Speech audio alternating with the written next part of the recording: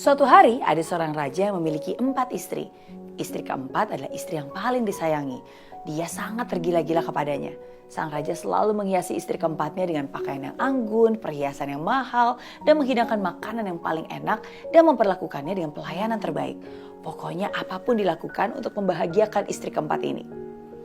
Istri ketiga juga sangat disayang dan dimanja. Bahkan kerap kali dia memamerkan ke kerajaan tetangga.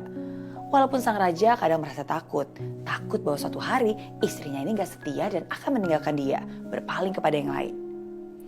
Istri kedua pun memiliki tempat yang khusus di hatinya. Kepadanya lah sang raja sering mencurahkan isi hati dan mengadukan masalah-masalah pelik yang dihadapinya. Istri kedua adalah orang kepercayaan yang bisa menjadi seorang pendengar yang baik, perhatian, sabar, dan membantu raja melewati masa-masa sulit. Berbeda dengan istri kedua, ketiga, dan keempat, istri pertama sebenarnya adalah wanita yang sangat setia. Sesungguhnya dia yang sangat berjasa karena dialah yang dari sejak awal membantu sang raja sampai sang raja bisa berada di posisi sekarang ini. Namun sayangnya dia jarang diperhatikan.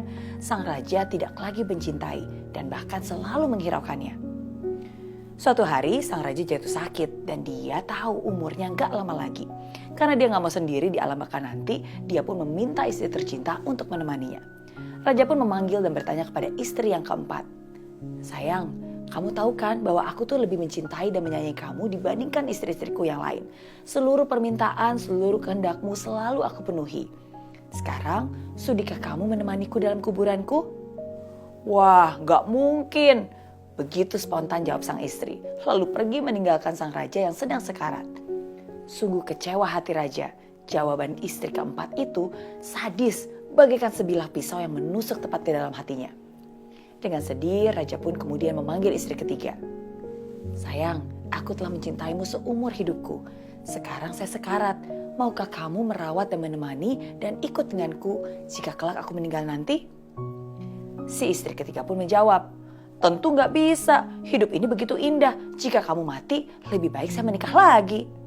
Mendengar jawaban istri ketiga, sang raja semakin sedih. Dia benar-benar gak nyangka kalau istri ketiganya itu akan berkata sekejam itu. Dengan rasa sedih dan kecewa, lalu dia pun memanggil istri kedua. Dan kemudian berkata, sayang, kamulah yang selalu menjadi tempatku mengadu dan berbagi. Setiap saya minta bantuan, kamu selalu ada untukku. Sudikah kamu menemaniku sampai alam baka nanti? Dan sang istri pun menjawab, maaf sekali, kali ini saya gak bisa memenuhi permintaanmu. Tapi saya bisa kok membantu untuk mempersiapkan pemakaman untukmu dan menemanimu sampai kamu dimakamkan. Begitu jawaban istri kedua. Sungguh mengejutkan, sang raja pun benar-benar sangat terpukul mendengarnya. Di tengah kesedihan yang mendalam, tiba-tiba raja mendengar suara dari kejauhan. Saya yang akan menemanimu. Saya akan setia mengikutimu dan menemanimu kemanapun kamu pergi. Sang raja pun memandang kepada pemilik suara. Ya, dia adalah istri pertamanya. Wanita kurus kering yang merana karena ditelantarkan dan disia-siakan oleh suaminya sendiri. Dengan nada penuh penyesalan dan duka, sang raja pun berkata, maafkan aku sangat menyesal.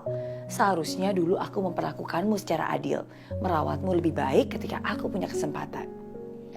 Tidak lama kemudian, sang raja pun menghembuskan nafas terakhirnya. Dari kisah tadi, kita bisa belajar.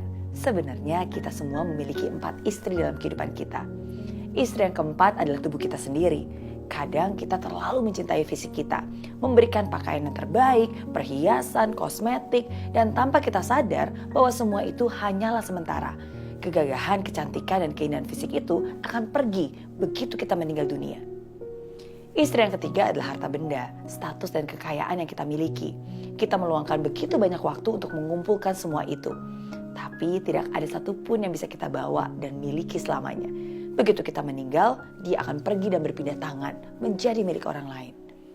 Istri yang kedua adalah keluarga dan sahabat, orang-orang terdekat kita, yang kita percaya dan selalu ada untuk kita. Tapi gak peduli seberapa setia dan seberapa lama kita hidup dengan mereka, yang paling mereka bisa lakukan hanyalah menghantarkan jenazah kita sampai ke liang kubur. Dan istri pertama kita adalah jiwa kita. Kadang kita sering mengabaikannya karena terlalu sibuk mengejar harta, mengejar kekuasaan, kesenangan duniawi. Padahal jiwa kita, our soul, adalah satu-satunya hal yang akan bersama kita kemanapun kita pergi. Bahkan ketika kita nanti harus meninggalkan dunia ini. Dia tidak pernah berkhianat walaupun ia sering kita hianati. Ia tidak akan pergi walaupun kita sering mengabaikannya. Jagalah tubuhmu, nikmatilah hasil kerja kerasmu, luangkanlah waktu bersama keluarga, sahabat, dan mereka mencintaimu. Tapi jangan pernah lupa untuk merawat hatimu.